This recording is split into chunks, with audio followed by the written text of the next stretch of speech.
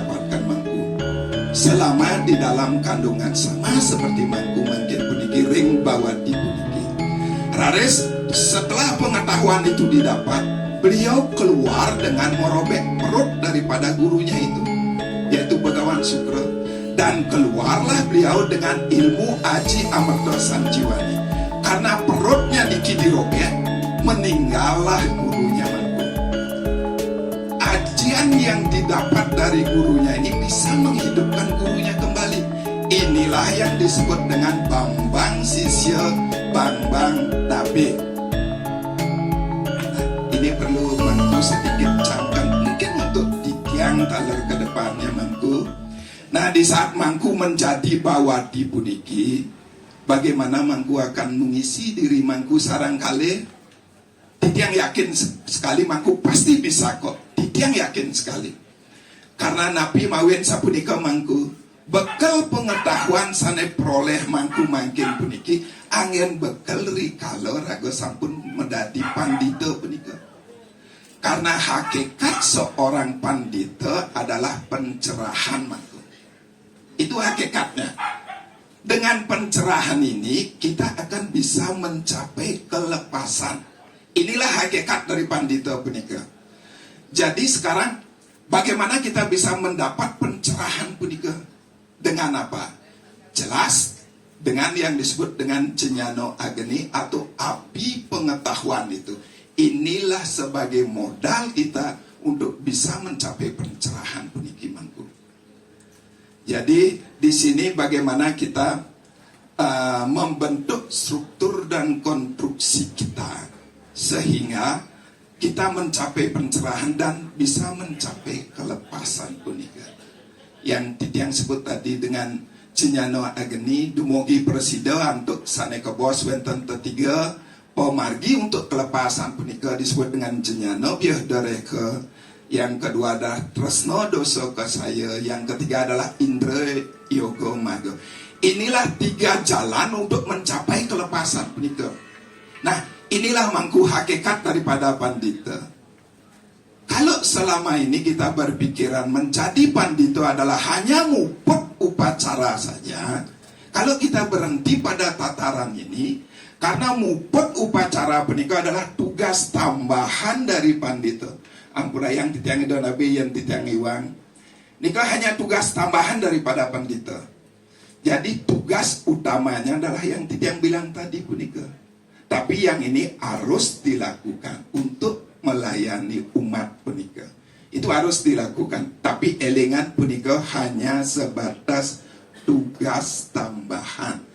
Yang utama adalah bagaimana mencapai pencerahan punika. Karena sang pandita yang Mejenyano itu disebut dengan sang sistem. Disinilah nanti modal intelektual, modal spiritual mangku sangat diperlukan untuk mencapai yang ini. Jadi yang yakin pasti ke benjangan mangku bisa untuk melakukan niki mangku. Itulah tata pikir, itulah konsep kita di dalam pandito ini. Terutama di Mahagotro, itu ya yang kita jadikan konsep. Sekarang pertanyaan, bagaimanakah konsep ini bisa kita bumikan, bisa kita aplikasikan? Yang disebut dari konsep ke konsepsual mangku. Artinya newawu ini kan teorinya seperti itu mangku. Makin sapuan api untuk aplikasinya di lapangan. Nah, mungkin titiang sedikit iring benjang sarang-sarang mangku sapuan api untuk nunas talar tuntunan rengida nabi sarang sami yang titiang umpamakan mangku ya ring pawayangan wayang punika ke bos lawat mangku iraga hidup puniki ring marca puna pada puniki wenten bekal papat sana kita bawa yaitu suka duka lara pati. Dan pertanyaannya sekarang adalah apa sebenarnya tujuan hidup kita di sini? Kalau kita lihat di dalam kawin Ramayana, wenten ke bos kesayan ikang papon nahan prayojanam. Artinya bagaimana kita bisa melenyapkan penderitaan itu. Titiang kembalikan ke wayang yang Titiang bilang tadi.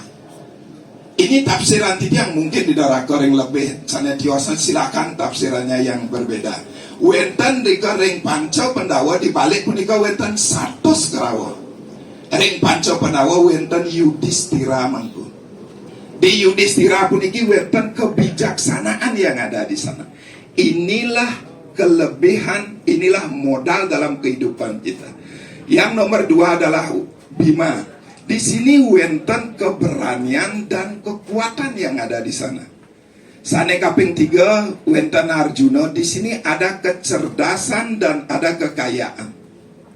Yang keempat adalah Nakula. Di sini ada ketampanan mangku yang bisa dipakai untuk mendapat simpati dari orang lain. Yang terakhir adalah Sahadewa. Di sini ada kesaktian. Dalam kesaktian ada kekuasaan. Nah, kelima hal ini, inilah merupakan harta kita mangku. Kalau yang kaitkan dengan catur Purusarta, Dharma, Artha, Kama, Moksa. Artha ini adalah sebuah alat yang kita pakai untuk mencapai tujuan. Mungkin selama ini harta itu yang kita artikan sebagai yang tampak saja. Dan yang ceritakan 5 tadi, ada harta yang tidak tampak. Kebijaksanaan itu merupakan harta. Kekuatan itu merupakan harta. Keberanian merupakan harta. Dan juga kewisesan itu juga merupakan harta. Titiang yakin salah satu dari 5 ini Titiang bisa simpulkan kelebihan mangku, yaitu mangku ngangganin yang nomor 2, mangku keberanian, mangku luar biasa. Titiang ngaku, tepuk tangan. Elengan mangku keberanian mangku ini, kalau manah mangku pikiran mangku bisa mengendalikan keberanian mangku ini, dan mangku bisa gunakan ke hal-hal yang baik utawi positif, itu akan membantu mangku untuk menghilangkan penderitaan dalam kehidupan ini. Tapi begitu mangku balik keberanian mangku ini di 100 kerawan ingin mangku, itu bahayanya. Jadi kelebihan kita masing-masing itu kalau kita mampu gunakan dengan yang baik, itu akan membantu dalam kehidupan. Inilah aplikasi dari konsep yang Tiang bilang tadi, salah satunya. Nah, makin sekali mangku punya keberanian yang seperti itu. Tiang tidak mungkin akan bisa menjadi seperti mangku. Berkali-kali mungkin Tiang kemana-mana, Tiang belajar bagaimana cara Tiang agar Tiang seberani mangku punika kayaknya mewah mangku. Tidak mungkin Tiang bisa. Makanya manfaatkanlah kelebihan mangku puniki untuk mencapai tujuannya nanti. Ya, apapun swadharma kita mangku, sekarang mangku akan menjadi pandita, itulah nanti swadharma mangku. Manfaatkan kelebihan mangku sareng mangku istri untuk mencapai tujuan yang Tiang bilang tadi punika.